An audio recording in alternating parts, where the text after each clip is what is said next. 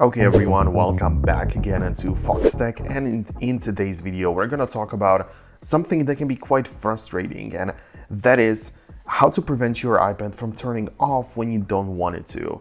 Whether you're in the middle of reading, working, or just enjoying some media, having your screen suddenly go dark can be annoying at times. So let's dive into the key points and steps you need to take to help your iPad keep awake.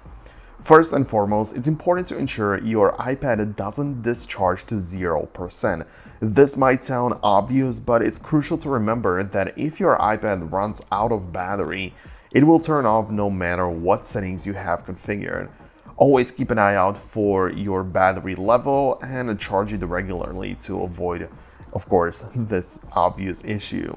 Now, I assume what you really mean is that you don't want your screen to turn off automatically. This feature is known as Autolock, and it's something you can easily manage in your iPad settings. To adjust this, open up the Settings app, then navigate to Display and Brightness.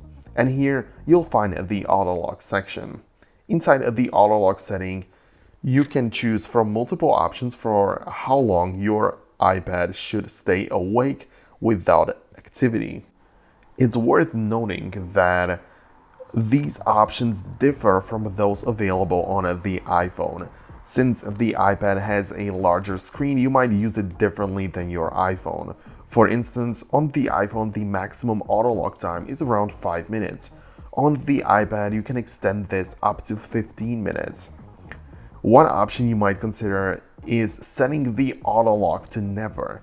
This means that your iPad will never go dim or lock itself, no matter how long it's inactive. While this can be useful, it's important to think about the potential downsides. If you forget that your iPad is unlocked, it will stay on until the battery runs out, which is not very efficient. Of course, it is a balance between convenience and conserving battery life. So additionally, there's another area you should check just to be sure, and that is the Shortcuts app. So make sure you don't have any automation set up that could cause your iPad screen to lock.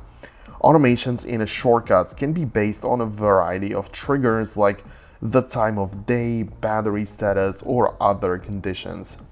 If you have an automation that inadvertently locks your iPad, it can be very confusing. So double check your shortcuts to ensure you aren't set to lock your iPad if you don't want it to. But that's it for today. Hope you found this video useful. If you did, hit the thumbs up. Don't forget to subscribe to Foxtecc, and I'll catch you in the future.